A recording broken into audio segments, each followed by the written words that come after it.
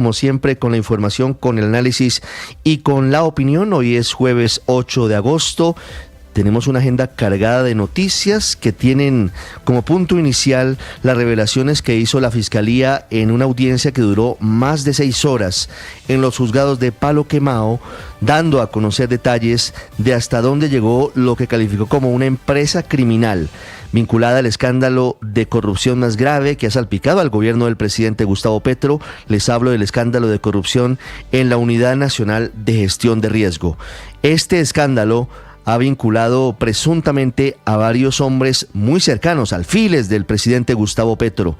No solamente ratificó la Fiscalía que estaría involucrado en todo el escándalo el exdirector del Departamento Administrativo de la Presidencia y saliente director nacional de inteligencia, todavía ejerciendo en funciones, Carlos Ramón González del Partido Verde, sino también su ministro de Hacienda, Ricardo Bonilla, y un nombre que cada vez toma más fuerza en el escándalo, el director de la Función Pública, César Manrique, un hombre que estaría involucrado en este escándalo de corrupción, de acuerdo con lo que ha señalado directamente Olmedo López y Sneider Pinilla, un hombre que ya había estado vinculado a casos de corrupción presuntamente cuando Gustavo Petro fue alcalde de Bogotá. La Fiscalía reveló conversaciones y el interrogatorio de Olmedo López y Sneider Pinilla con las instrucciones de Carlos Ramón González, supuestamente, y también la vinculación que habrían tenido, por ejemplo, con la supuesta destinación de contratos por 60.000 millones de pesos para el expresidente del Senado, Iván Name, y de 10.000 millones de pesos para el expresidente de la Cámara, Andrés Calle. Un escándalo que sigue creciendo con el paso de las horas. Hablaron de las reuniones en septiembre de 2023. Hablaron Olmedo y Sneider de cómo se aprovechaban los consejos de ministros para reunirse en una sala alterna y empezar a hablar de lo que significaba el direccionamiento de los contratos. Además, se conoció la magnitud de lo que habría sido la participación de Luis Eduardo López Rosero, conocido como el Pastuso, el Karateca, creando 30 empresas en las que figuran desde su esposa Sandra Liliana Brand, una de sus hijas y otras personas vinculadas en este escándalo de corrupción de gestión de riesgo. Hablando de corrupción, el presidente Gustavo Petro anoche, en una locución que duró cerca de 15 minutos, reconoció que su gobierno lo permeó la corrupción, pero él advirtió y dijo que en cualquier caso él estaba decidido y había sacado a cualquier funcionario que tuviera algún tipo de sospecha, de mancha vinculada con posibles irregularidades con los recursos públicos. El presidente grabó esta locución, lo hizo desde Ventaquemada, Boyacá, junto a Blanca Lucy Junco, una comerciante y madre cabeza de familia del municipio, vendedora de arepas, a quien el presidente entrevistó al estilo de Hugo Chávez en lo presidente, un discurso de 7 de agosto un poco diferente porque lo hizo en un escenario que no fue la Casa de Nariño. El presidente destacó en esta locución 15 logros de su gobierno, volvió a sacar pecho por la disminución de la pobreza monetaria entre 2022 y 2023 y pidió un acuerdo nacional con gobiernos, con partidos políticos, con empresarios sobre 4 puntos. Dijo el presidente Petro: la reforma a la salud, la reforma a los servicios públicos, la paz total y la lucha anticorrupción. El gobierno definirá la próxima semana si la reforma a la salud la presenta como ley estatutaria. El ministro de la Política, el ministro del Interior, Juan Fernando Cristo, confirmó que este tema se está revisando con diferentes partidos, mientras la ministra de Trabajo, Gloria Inés Ramírez, confirmó que la próxima semana se radicará la ponencia para el segundo debate de la reforma laboral, anticipando que vienen ajustes importantes. Vamos a hablar también en minutos de la crisis política en Venezuela. Habló María Corina Machado con Noticias Caracol y otros medios venezolanos, afirmando que la única opción del régimen de Nicolás Maduro es aceptar los términos de una transición negociada. Habló el canciller Luis Gilberto Murillo desde el puente de Boyacá sobre la represión del régimen de Nicolás Maduro, condenó los hechos de violencia y represión en Venezuela y anunció que los presidentes de Colombia, Brasil y México, como lo había anticipado Blue Radio, sostendrán conversaciones con Nicolás Maduro por separado y con Edmundo González Urrutia. Y les contaré la historia detrás del asesinato del esmeraldero conocido como Juan Sebastián Aguilar, Pedro Pechuga, un hombre muy poderoso, dueño de una empresa de seguridad, socio de los poderosos dueños hoy de las Esmeraldas en el departamento de Boyacá. Durante mucho tiempo fue integrante del esquema de seguridad del ya fallecido zar de las Esmeraldas, Víctor Carranza. Había sufrido un atentado Pedro Pechuga hace algunos años y era un hombre que, además de todo, tenía un apartamento en el norte de Bogotá. Fue asesinado aparentemente por un francotirador. El temor es a la posibilidad de que este asesinato reactive la guerra verde en el occidente de Boyacá. En deportes, día 13 de los Olímpicos, colombianos participando: Mariajo Uribe en golf, Valeria Araujo en atletismo, Manuela Gómez en canotaje. Y les voy a hablar en el mundo de lo que está ocurriendo con 2 fuertes sismos hoy en el sur del Japón, de un joven detenido en Austria presuntamente vinculado al Estado Islámico que amenazaba conciertos de Taylor Swift que tuvieron que ser cancelados, y también de lo que está ocurriendo con la increíble reaparición del expresidente de Cataluña, Carles Puigdemont, en Barcelona, sin que la policía, los Mossos, como son llamados en Cataluña, lo hayan podido capturar. Como siempre, es un gusto acompañarlos. Son las 6 de la mañana y 6 minutos. Amanecemos en Bogotá con de 9 grados, funciona con normalidad el aeropuerto internacional El Dorado. Hoy, hace 12 años, murió el gran Jairo Varela, el hombre del grupo Nietzsche, uno de los más importantes artistas, compositores y directores de nuestra música. 12 años sin Jairo Varela, pero su memoria y su música permanecen entre nosotros. 6-7, gracias con nosotros. Vamos a continuación con lo más importante en el resumen en Voces y Sonidos en Mañana Blue.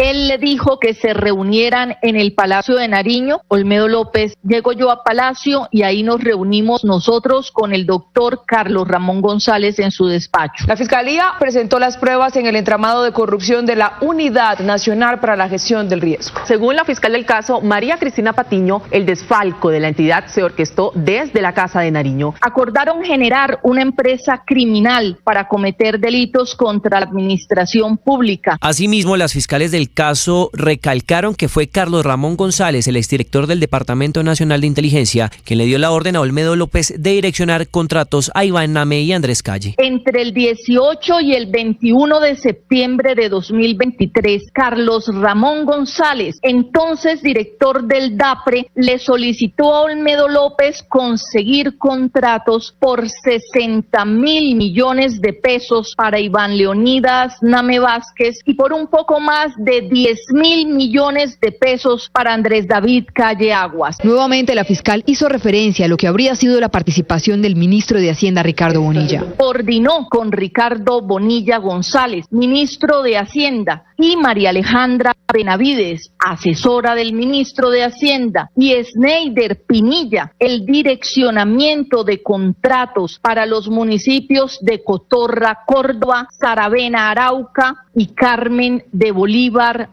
en los cuales estaban interesados indebidamente senadores y representantes a la Cámara de la Comisión Tercera de Hacienda y Crédito Público del Congreso. Entre tanto, la fiscal Cristina Patiño denunció la pérdida de 69 cajas con material probatorio de acuerdo a las indagaciones que ha hecho la Contraloría en las instalaciones de la Unidad Nacional para la Gestión del Riesgo. La Contraloría General de la República advirtió sobre la aparente pérdida de un total de 69 cajas respecto de las 5.700 cajas registradas en la base de datos de la UNGRD, hallazgo realizado el 9 de mayo del año en curso. Finalmente, la Fiscalía decidió pedirle al juez que se dicte una medida de aseguramiento de carácter preventivo en una guarnición militar. Los motivos que amparan este requerimiento se cimientan en razones de seguridad de los imputados, quienes han venido recibiendo amenazas contra sus vidas e integridad personal. Y la audiencia de medida de aseguramiento quedó programada para el próximo sábado 31 de agosto a las 8 de la mañana. De acuerdo con el juez del caso, esto se realizará en días no hábiles para garantizar la seguridad de los procesados.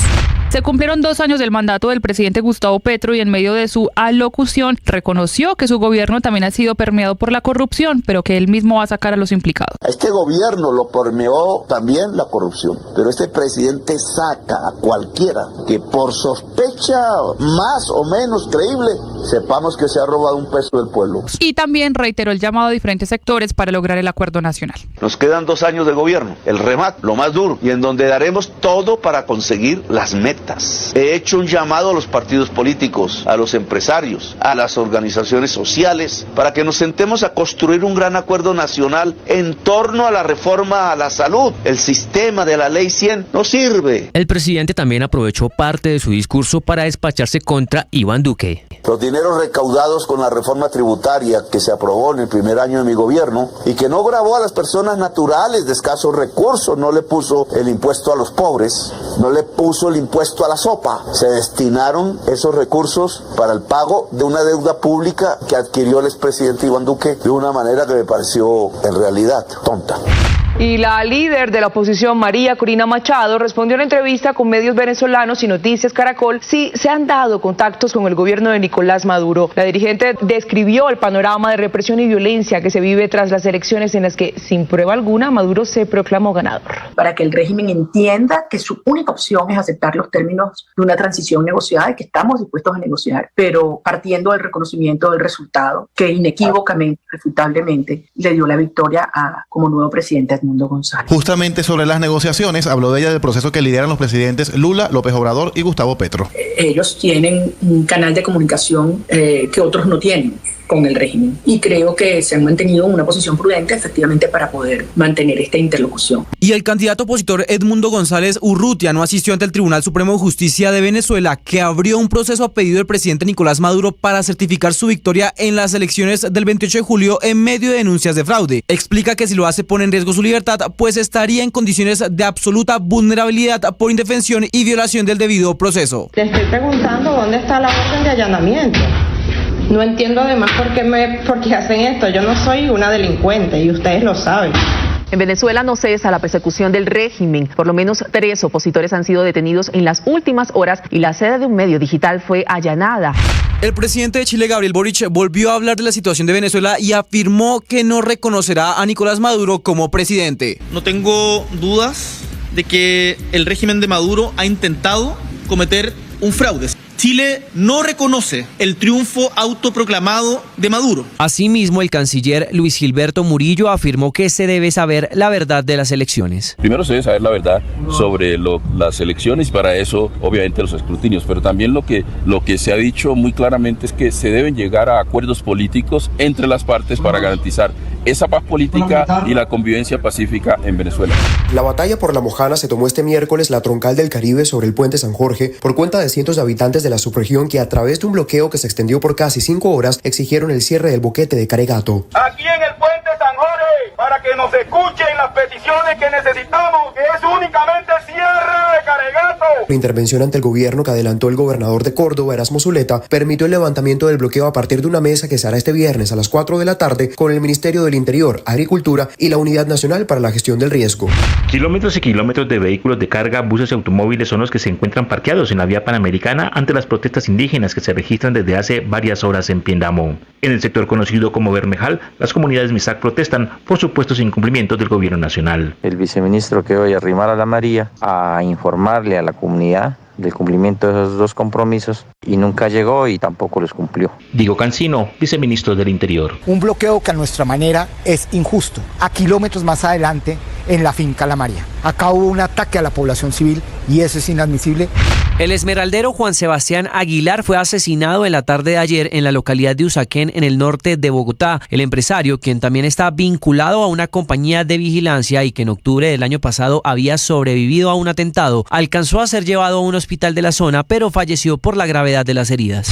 Un terremoto de magnitud 7,1 ha tenido lugar hoy en el sudoeste de Japón, lo que ha llevado a la agencia meteorológica del país a activar la alerta de tsunami por olas de hasta 1 metro en las costas del Pacífico de esa región nipona. El seísmo no ha causado daños materiales significativos y tampoco víctimas en la prefectura de Miyazaki, la más afectada por el movimiento.